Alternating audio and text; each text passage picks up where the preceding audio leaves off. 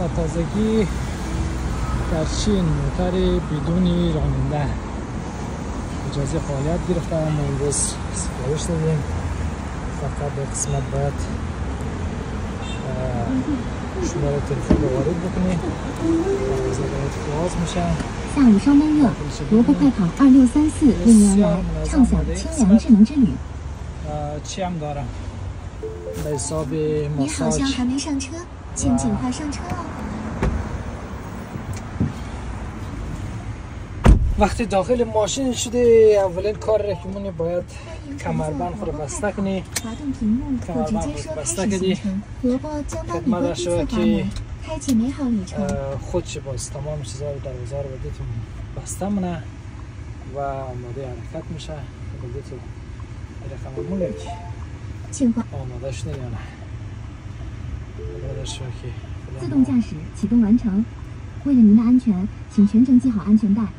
可以通过你好萝卜温度调到25度，或者你好萝卜呼叫客服。 داخل کندیشن هم تنظیم منه ولیتون مطابق گرمی و سردی.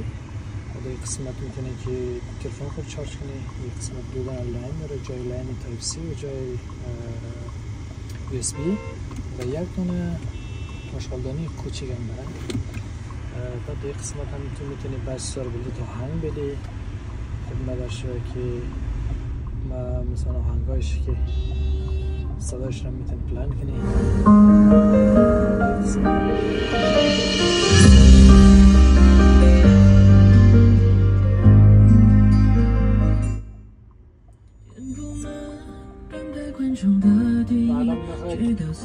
میخوای که دست چپ را بگیره و اجازه میخوای که از طرف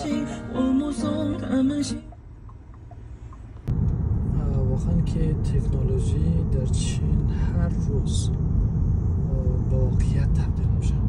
چرا که ما قبلا در موردش صحبت میکردیم یک ایده بود و فعلا اینا کلش در شهر و بازار و مثلا در زندگی و اجتماعی مردم دیده میشه.